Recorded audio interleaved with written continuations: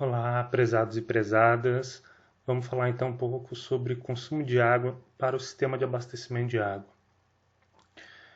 Nós conversamos bastante já sobre essa questão do consumo de água quando falamos sobre o dimensionamento da rede de esgoto, né, que depende do consumo de água nas residências. A gente multiplica por um coeficiente de retorno. De qualquer maneira, é necessário a gente falar de algumas coisas específicas, né, sobre o consumo de água. Tanto a parte sobre perdas de água, diferença entre o volume macro medido e o volume micro medido, né? E também as formas de cálculo das vazões, né? Que vão ser diferentes para cada um dos elementos que compõem o sistema de abastecimento de água, né? Sigamos então. Então, na aula anterior, nós vimos os diversos elementos que compõem uma rede de abastecimento de água, a saber, a captação num determinado manancial, que pode ser tanto um manancial superficial quanto subterrâneo, uma adução dessa água, então, por uma tubulação chamada adutora, de água bruta, para a estação de tratamento. Via de regra, nós utilizamos uma estação elevatória para fazer esse transporte. E depois tem uma adutora da água tratada para o reservatório. E esse reservatório que vai ajudar a fazer o controle aqui e suprir a demanda de água na rede de distribuição. Muito bem. Então, nós estamos interessados em saber como calcular as razões de dimensionamento de cada um desses elementos ou componentes do sistema de abastecimento, né? Então, a saber, nós vamos dividir em três parcelas aqui. Então, a vazão que sai da captação da água do manancial, passa pela estação elevatória e vai até a estação de tratamento. Então, aqui nós temos uma forma de calcular a vazão que vai para a estação. Depois, a vazão para dimensionamento do reservatório é uma vazão diferente da vazão que a gente dimensiona na estação de tratamento. E, por fim, para a vazão da rede, que vai ser a vazão da hora de maior consumo, né, do dia de maior consumo, vai ser uma vazão que leve em conta essa hora de maior consumo. Tá? Então, portanto, vai ser uma vazão diferente aqui do reservatório. Então, vamos lembrar um pouquinho que o tipo de consumo que a gente pode ter é doméstico, comercial, industrial e público, né?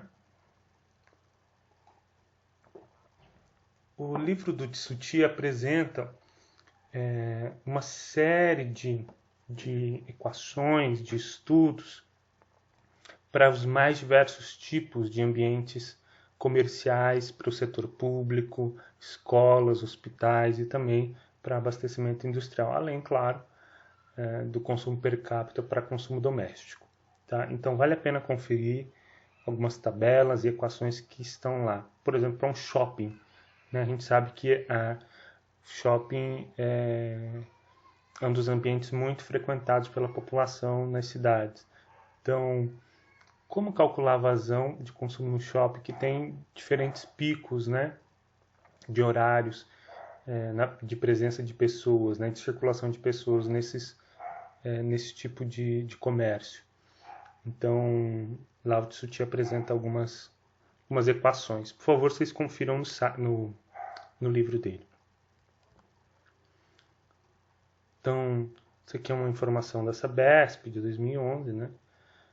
Basicamente, o consumo residencial era o principal responsável, né, pelo volume faturado, né, seguido de atacado comercial. A gente precisa saber que alguns fatores afetam o consumo, né? Então, por exemplo, as condições climáticas, sobretudo, a principal variável talvez seja a temperatura, né? Hábitos e nível da população. Esse nível aqui talvez seja uma palavra não muito apropriada, né? Quer dizer nível, quer dizer o quê? Nível cultural, nível educacional, né? Então a gente possa estabelecer correlações entre o grau de instrução, ou seja, a escolarização das pessoas com o consumo de água dela. É possível, né? É um exercício interessante de ser feito. Qualidade da água fornecida, isso é muito importante. A gente tem que sempre trabalhar com a portaria da potabilidade, né, para que de fato a água seja potável. Depende também do custo da água, quer dizer, é possível, é provável que vá a hipótese de que quanto maior a tarifa da água, talvez menor tende a ser o consumo, né? Por uma tarifa mais alta tende a gerar, pela lei da oferta e da demanda, uma, uma queda no consumo, né? Mas claro, são pressupostos que a gente tem que avaliar caso a caso, né? Município a município, tá bom? Mas é uma hipótese. A pressão na rede é muito importante, né? Porque dependendo da pressão, por exemplo, você pode ter problemas na rede, sobretudo com vazamentos, né? Quando você tem pressões altas. Então você precisa controlar a pressão, senão você começa a ter mais perda na rede. A existência de rede de esgoto e sistema de fornecimento e cobrança também podem afetar o consumo. Aqui nós temos os valores das tarifas ou do preço, né? Esse é um dado da Corsan 2015 para água e esgoto, né? As diferentes faixas aí de consumo, né? Social, a básica e a empresarial. Então você tem ali o preço base, o serviço básico, a tarifa mínima sem hidrometração. Então ali você apresenta ali, por exemplo, para esgoto também, né? Tá? Então existem cada companhia de saneamento tem uma tabela desse tipo e vai determinar lá tanto o preço social, né, para famílias, né, para consumidores de renda baixa, quanto uma gradação do aumento do preço em função do volume consumido mensal, tá? Então fica o exercício de vocês verem como que é aqui em Campo Grande, acessando lá o site da Águas Guariroba. Então aqui é um exemplo então de consumo doméstico de água, tá? Para diferentes tipos de habitações, digamos assim, né? Ou enfim, de usos. Então você tem alojamento, apartamento de padrão de luxo, escolas, residências. Tá? Então variando o valor aí de 80 a 300 litros por dia, por pessoa, né? Por habitante. Aqui um outro, né? Aí você pode ver escritório, restaurante, hotel, mercado. Interessante observar para algumas, né? Ó, por exemplo, lavanderia por quilograma de roupa seca, né? Consumo de 30 litros por habitante por dia. Uma garagem assumiu um consumo de 50 litros por... desculpa, eu falei lavanderia, 30 litros por dia por quilograma, não por pessoa, né? Garagem, 50 litros por dia por automóvel. Lá, cinema, teatro e templo, 2 litros por lugar por dia. Enfim, uma estimativa para mercado, né, para comércio, de 5 litros por metro quadrado de área construída, né, do mercado por dia.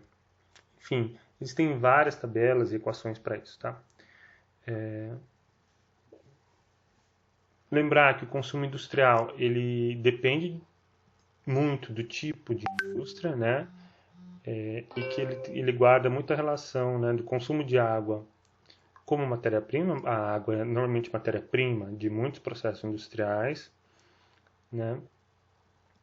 A água que é consumida no processo como um todo, não só a água como matéria-prima, mas a água para lavagem, a água para diluição de, de outros produtos químicos, etc. A água para resfriamento, né? E a água para instalações sanitárias, refeitórios, lavagem de pátio, né?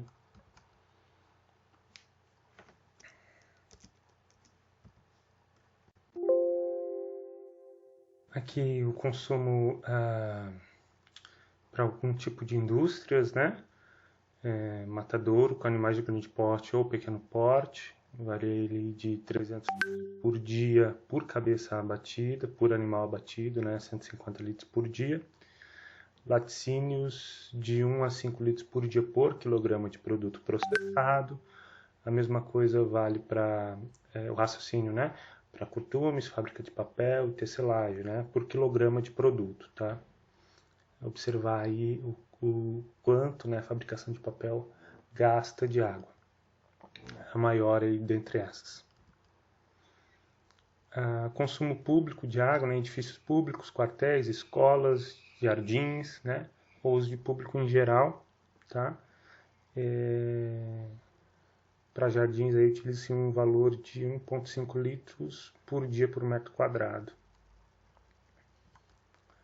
Aqui legal, tem algumas equações, equações de regressão, né? Em função de alguns parâmetros do consumidor, né? Do tipo de consumidor. Então você tem, por exemplo, em condomínios residenciais, né? Um consumo médio em metros cúbicos por mês, que é a função da área total construída, do número de banheiros, do número de dormitórios, né? Do número de vagas de garagem por apartamento. Então isso é bem interessante, esse tipo de abordagem, né? Em que você faz a correlação e regressão com parâmetros do tipo de ou da categoria de consumidor que você está analisando. Interessante também é o caso aqui de faculdades, né, com mais de 100 bacias sanitárias, né? Então, em função da área total do terreno, das torres de resfriamento se tem ou não, né?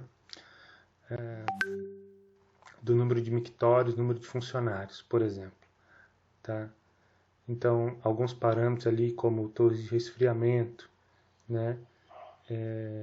Ou o número de bacias ser maior que 100, você tem que optar por o valor de 1 ou valor 0, né? No caso de se há torre de resfriamento, você calcula o valor 1, se não há, você adota aquele, na fórmula, o valor 0, né? Então, isso é bem típico de regressão logística, né? Então, para um valor mínimo é 0, para um valor, para uma variável qualitativa, né? Você pode ter 0 ou 1, né? Isso que eu quero dizer. Tá, enfim, tem muitas expressões, muitas equações que vocês podem conferir no livro também. Aqui para hotéis de 1 a 3 estrelas, hotéis de 4 a 5 estrelas, motéis, padarias, posto de gasolina. Posto de gasolina é sempre um tipo de projeto, de estudo para licenciamento ambiental muito comum, né? Então, em função do número de funcionários e do número de bicos para abastecimento, né? Número de bombas para abastecimento. Pronto-socorro, restaurante, shopping centers, que eu havia comentado antes, né? Em função aí da área total do terreno, área bruta locável, área total construída, número de salas de cinema. Tá? Muito bacana, né? Bom, então isso aqui são formas de a gente fazer uma previsão do consumo, né? Uma previsão, são modelos de previsão de consumo de água. Mas agora, quando a gente está operando, fazendo gestão, monitoramento, acompanhamento, política de redução de perdas no sistema de abastecimento de água, a gente tem que fazer a medição do consumo efetivo de água, né? O consumo efetivo de água.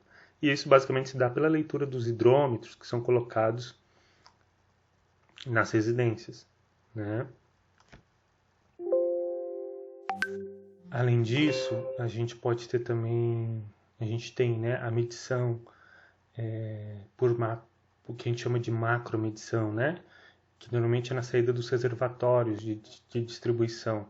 Então, na parte da reservação, você pode fazer um gráfico, né, da vazão disponibilizada pelo reservatório em função do tempo.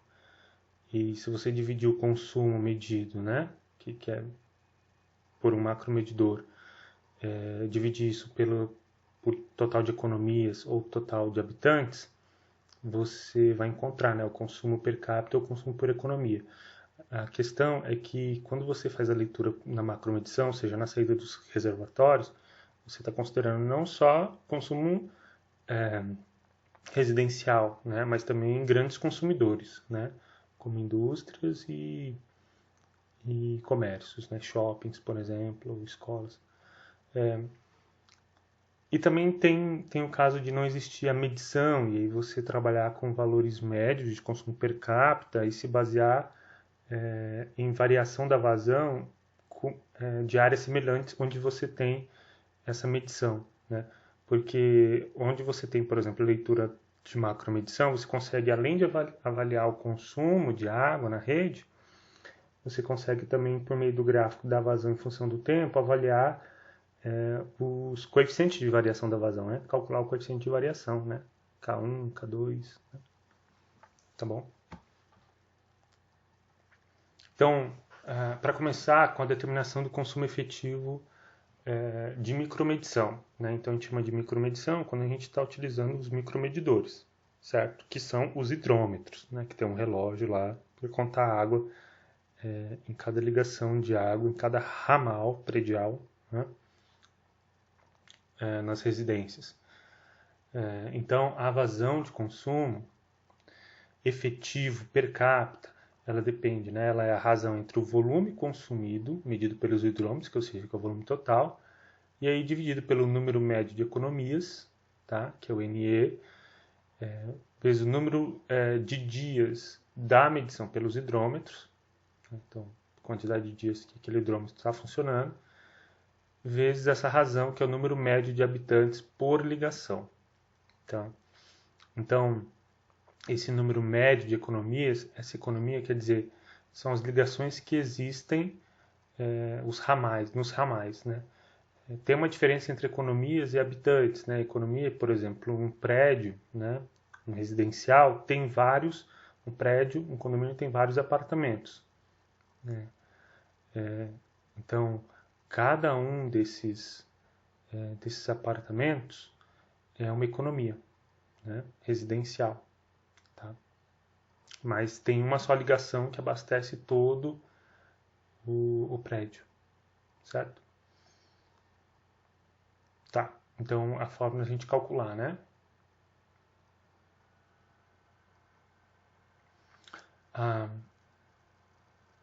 Uma outra forma da gente enxergar esse consumo, essa definição do consumo per capita, né?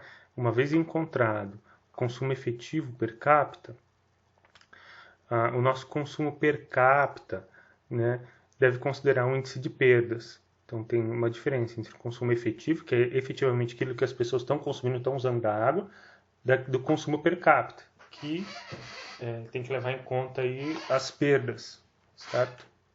Então, o consumo per capita de água por habitante por dia vai ser o consumo efetivo per capita, que nós podemos medir com os micromedidores, com os hidrômetros, né? Dividido por 1 menos o índice de perdas. Tá? Quem é o índice de perdas? Né? Vou mostrar aqui para vocês. Então, aqui a gente pode ver um pouco sobre a questão das perdas. Né? As perdas elas podem ser físicas, ou também chamadas reais, ou perdas não físicas, também chamadas de não aparentes. Né?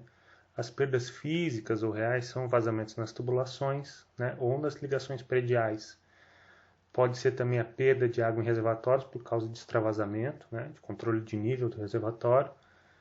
E também operações de descarga na rede de distribuição e limpeza de reservatórios. Tá? Então é quando você vê vazando água. Né? Essa é a definição. E as perdas não físicas ou aparentes são problemas de ligações clandestinas, né? O famoso gato que nós chamamos aqui de bypass irregular, né? No ramal das ligações.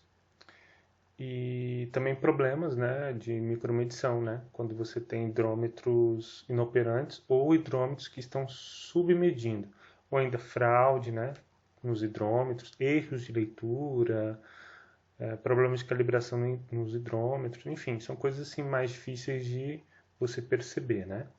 Do que quando você está vendo uma perda física real, algum vazamento, tá? Mas então a gente divide essas duas categorias. Tem uma categorização maior, né, para você fazer um balanço hídrico para enxergar o volume de perdas e também o custo que isso gera para a companhia de saneamento, tá? Mas não é o momento aqui para a gente discutir isso.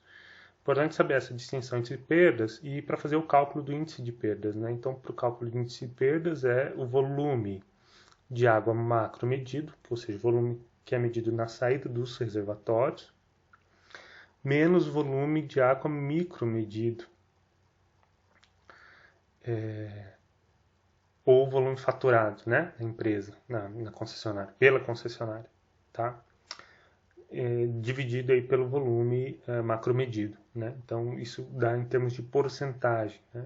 Quanto eu estou perdendo ao longo da rede, né? Eu pego o que eu estou distribuindo para a rede, que é o que está saindo do reservatório, menos o que eu estou consumindo de fato, que é o que é medido nos hidrômetros e faturado pela concessionária, com relação, né, ao que eu estou distribuindo para a rede. Então isso vai dar um índice de perdas ao longo da rede, tá? Muito bem, calcule esse índice. Para projetos, você considera normalmente 20% de perda. Normalmente as nossas perdas são maiores, tá? É que 20 é um valor ali, o valor mágico, né? De que até 20% a gente consegue combater perdas físicas e reais e a gente consegue chegar nesse valor de 20% da água, né?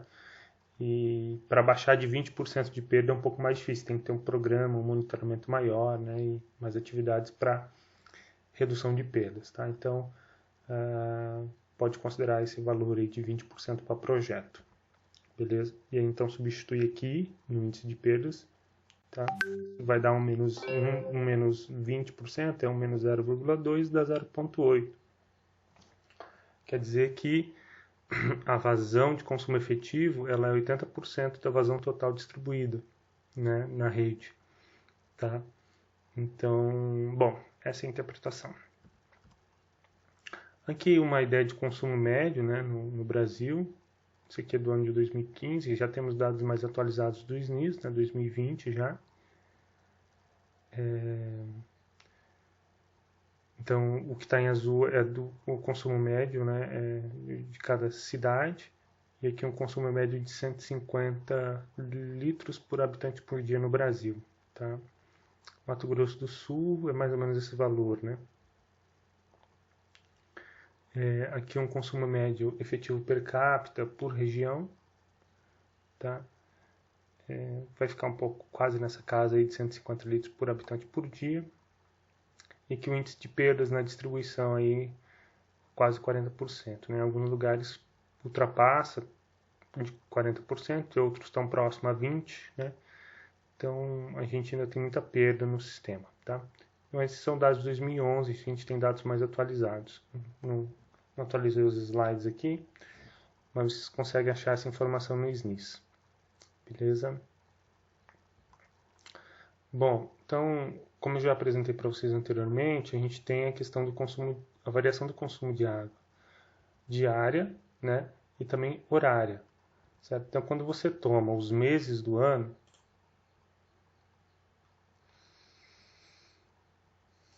então, para cada mês do ano, você vai ter um consumo médio, né, para cada mês. E você faz essa curva aqui, tá? Bem, consumo em litros por habitante por dia. Tem um valor médio, né, em que você soma todos esses valores de consumo do ano, divide do mês, de cada mês, soma cada um do consumo dos meses, divide pelo número de meses, vai dar um consumo médio, né? E você faz a relação entre consumo máximo no mês de maior consumo, né, que é esse aqui, por exemplo, aqui em fevereiro, e divide por esse consumo médio diário no ano, tá? Então você vai pegar o maior consumo, tá, dentro daquele ano, consumo no dia, né? Então vai ter um dia do ano que vai ter o maior consumo. Você vai pegar esse valor desse consumo, do maior consumo do dia de maior consumo daquele ano, né? E vai dividir pelo consumo médio diário, tá, daquele ano. Então, isso vai dar pra gente um coeficiente do dia de maior consumo, o K1, beleza? Então aqui tem algumas faixas de valores para K1, a norma a gente sugere 1.5, tá? Desculpa, a norma é 1.2.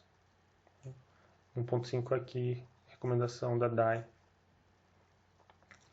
E o coeficiente da hora de maior consumo para um determinado dia. Então a gente sabe que a vazão varia ao longo do dia também, né? Tende a ter um consumo máximo aqui no meio-dia, né? Então o K2 ele tenta capturar essa variabilidade diária do consumo, tá? Então é o mesmo raciocínio, você vai aplicar a maior vazão horária do dia, né? Ou seja, para um determinado dia vai ter uma hora em que o consumo vai ser maior. Então, nessa hora de consumo maior, você vai dividir esse valor pela vazão média daquele dia. Tá? Então, você vai ter o K2. A sugestão do K2, sim, é 1.5, tá? Pela norma. Mas tem lugares em que são muito maiores, né? Por exemplo, nos Estados Unidos, aqui, ó, de 3 a 6. Aqui no Canadá, de 3 a 3.5 são recomendações para projeto, tá? No nosso caso, no Brasil, é 1,5 mesmo, tá bom? Bem, os estudos de população nós já vimos, né? Então, a gente já conversou sobre dinâmica populacional, sobre como fazer o cálculo da projeção populacional, os fatores que nós devemos levar em consideração, né, dados de setores censitários, pesquisa de campo, plano de projetos existentes, o plano diretor do município, a situação socioeconômica do município e elaboração, então, das projeções da população. Nós vimos que podem ter métodos de componentes demográficos, modelos matemáticos com extrapolação. Então, nós vimos cada um desses, né? Aqui, quando você faz um balanço populacional, é o chamado componente demográfico. Quando a gente tem os modelos matemáticos, nós vimos alguns mais importantes, né? A gente tem métodos aritmético, geométrico e a curva logística, que nós gostamos mais um tempinho discutindo. Né? Essa daqui é a logística, né? Certo? Ela chega então a um parâmetro importante que é a população de saturação. Né? Muito bem. E então a projeção populacional, o cálculo da projeção, né, depende dessa população de saturação, né, sobre 1 mais E elevado a menos B e T menos T0. Esse A e B são os parâmetros, né, que a gente estima em função dos dados da população, né, aqui o parâmetro B, aqui o parâmetro A e aqui o K. Né. Fazendo cada um desses cálculos, fica fácil para cada um dos tempos, dos anos futuros, você fazer a previsão da população. Muito bem. E aí o método da extrapolação gráfica, a gente tende, né? Às vezes a gente não tem os dados da nossa área, mas a gente tem algumas cidades semelhantes, né? Então, B, C, D e E, B, aqui tracejado, o C, as bolinhas, o E, que é esse ponto e traço e cruz, e o D, que é esse daqui, azulzinho, eles são dados de população de comunidades com características semelhantes à comunidade A ou à cidade A que nós queremos projetar. Né? Então você tenta fazer um cálculo a projeção da sua cidade em função das cidades em que você já tem informação, que sejam cidades semelhantes. Né? Então passar uma linha média aqui entre esses dados, né? Serve também para a gente poder fazer essa projeção, ou mesmo para poder comparar, né, se a taxa de crescimento, se a tendência de crescimento de população da cidade que eu estou fazendo o projeto é semelhante à taxa de crescimento de cidades que são parecidas, né, que talvez tenham o mesmo número de população ou tenham características de consumo de água semelhantes, porte de indústrias, comércios, universidades, enfim. Nós já discutimos esse assunto, mas só para lembrar. Vimos também o cálculo a partir da densidade demográfica, né, que tem a ver com a taxa de ocupação, certo? Então, isso só para lembrar lá dos estudos da população. Então, nosso interesse é fazer o cálculo da vazão, né? Uma vez descoberta a população, feita a projeção populacional para final de plano, como que a gente calcula cada uma dessas vazões? QA, QB e QC. QA da captação até a estação de tratamento, QB sai da estação de tratamento e vai para os reservatórios, e QC sai do reservatório e vai para a rede de consumo de água. Então, olha só, para um funcionamento de 24 horas por dia, né, para projeto, a vazão de captação, tá? Estação elevatória e adutora até a ETA, ou seja, todo esse conjunto de captação, estação elevatória e a adutora que vai trazer água até a ETA, que é esse QA aqui, a vazão 1, ela é feita por esse cálculo, né? O K1, a população, vezes o consumo per capita, tá? Da população, dividido por 86.400, né? Para deixar na unidade de litros por segundo. Aqui mais uma vazão específica, que é a vazão de grandes consumidores ou indústria, por exemplo, vezes o consumo da ETA. Mas esse consumo da ETA aqui não é a porcentagem, tá? Por exemplo, se o consumo da ETA for 3%, então C é igual a 1,03, por exemplo. Se o consumo da ETA é 5%, então o valor é de 1,05, tá? É sempre, o ideal seria se a equação tivesse, né?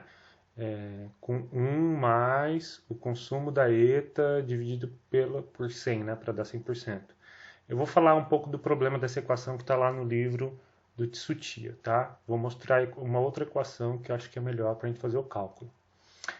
Esse consumo da ETA é justamente para lavagem de filtro e dos decantadores da estação de tratamento de água, tá bom? Por isso tem um consumo que varia aí de 1 a 5% do consumo total, beleza?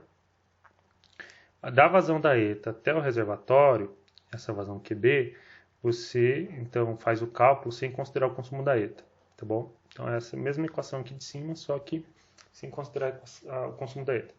E a vazão do reservatório até a rede, né? Esquecer, depende, né, do K2 agora, tá? Você vai considerar a vazão no consumo da hora de maior consumo, né? Lembrando que é o K2, né? Aqui, ó. Então, o K2 é a maior vazão horária no dia. Então, eu tenho que levar em conta esse efeito, porque eu estou distribuindo para a rede, né? Para dimensionar para o reservatório, eu não preciso considerar o K2, tá? Basta eu considerar o K1 para o reservatório. Para a rede, eu tenho que considerar o K2, né? Porque na rede eu vou ter essas variações diárias, tá? Para o reservatório, não, porque o reservatório ele consegue armazenar água, né? Então, é diferente da rede, porque a rede vai ter ela vai ter o consumo instantâneo, tá? Beleza. Então, o problema dessa equação aqui é porque é o seguinte: por que a gente está colocando o consumo da ETA em função dessa vazão específica, que pode ser a vazão de um grande consumidor, de uma indústria, por exemplo, né? Uma abordagem auxiliar, alternativa a essa, que faz mais sentido para mim, é considerar, por exemplo, a equação dessa maneira aqui, né? Então, eu separo, né? Eu vou ter o consumo da população, né, como um todo, que depende do K1 aqui, né, tal como aqui em cima, só que aqui está P e Q, como esse que é médio, que é o P e Q sobre 86.400, tá? Esse aqui seria o P vezes Q sobre 86.400, é a mesma coisa que esse Q médio aqui, então o Q médio vezes K1, então aqui é médio vezes K1, aqui transformo para horas, né, e aqui o tempo de funcionamento nesse caso. Se for um tempo de funcionamento diferente, né, de 24 horas, vezes 1 mais vazão de consumo na ETA sobre 100. Então, esse C aqui, ó, da ETA, seria esse cara aqui, ó, tá? 1 mais consumo da ETA sobre 100. beleza? Só que eu acho essa equação aqui melhor do que essa outra, porque nessa outra ele está multiplicando pelo consumo da ETA a vazão específica industrial. E aqui nessa outra não, a vazão específica de grandes consumidores, vazão industrial está fora desse cálculo, né? Ela está sendo somada aqui. Bom, aí os demais é a mesma coisa. Para a vazão da rede de distribuição, eu considero K1 e K2, né? Para a vazão da água tratada, né? Para o reservatório, eu considero apenas o K1, tá? Muito bem.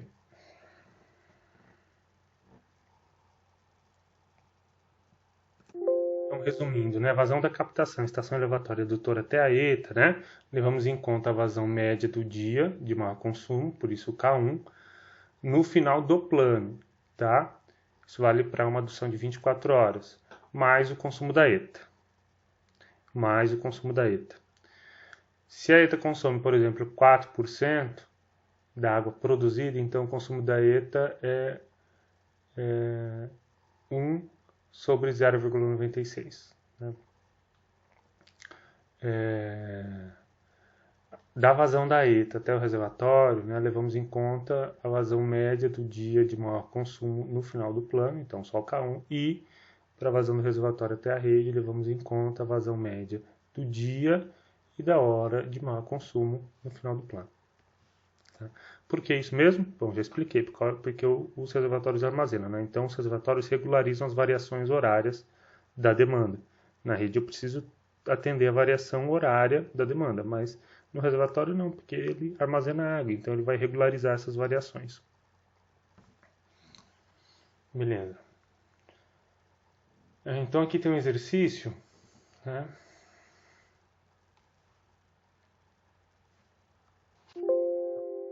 Através da leitura de medidor de vazão instalado na saída do reservatório e das leituras dos hidrômetros domiciliares, obteve-se a tabela 1.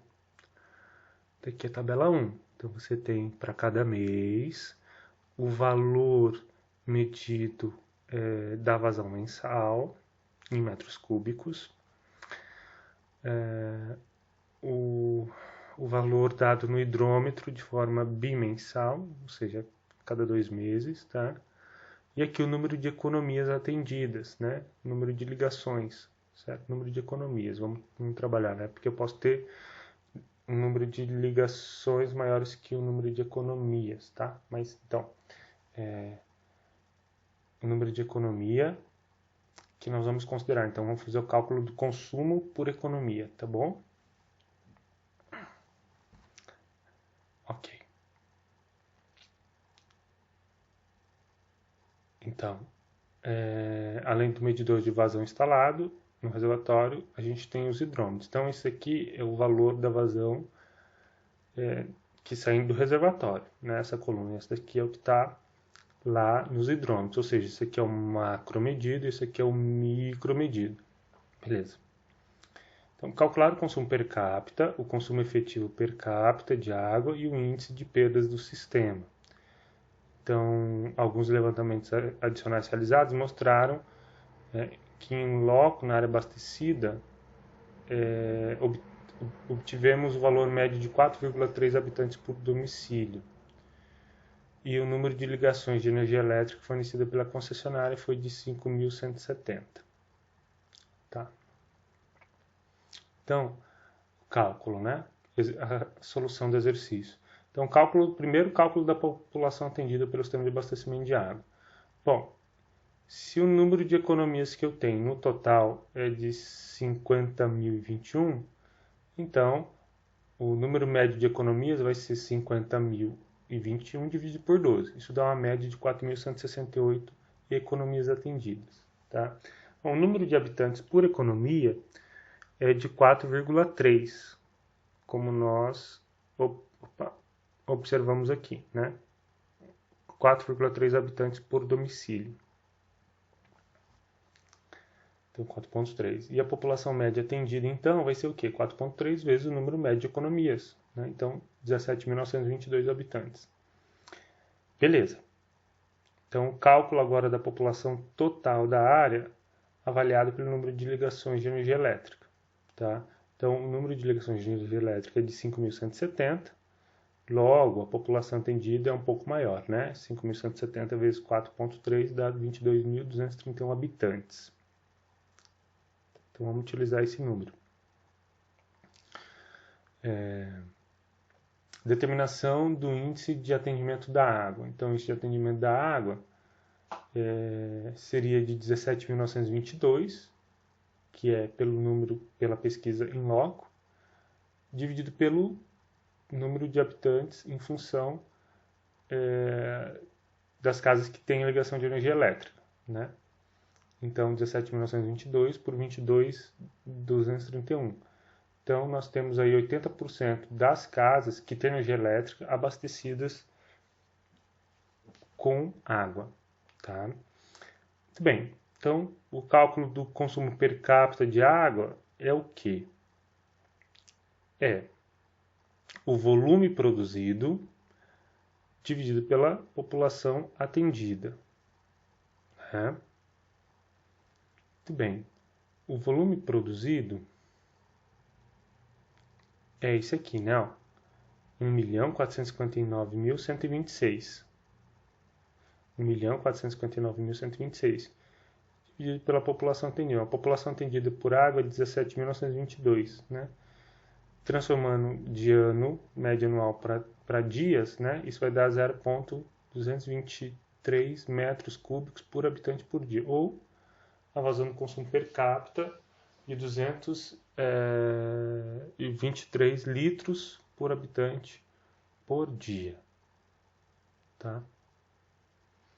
Então, determinação do índice de perdas é o volume perdido pelo volume produzido. Bom, volume perdido, nós vimos, é o volume produzido menos o volume consumido.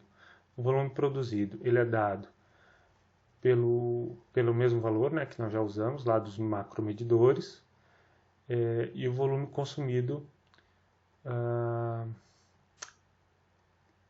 que é dado pela hidrometração, que é 962.880, dividido pelo volume de água macromedido.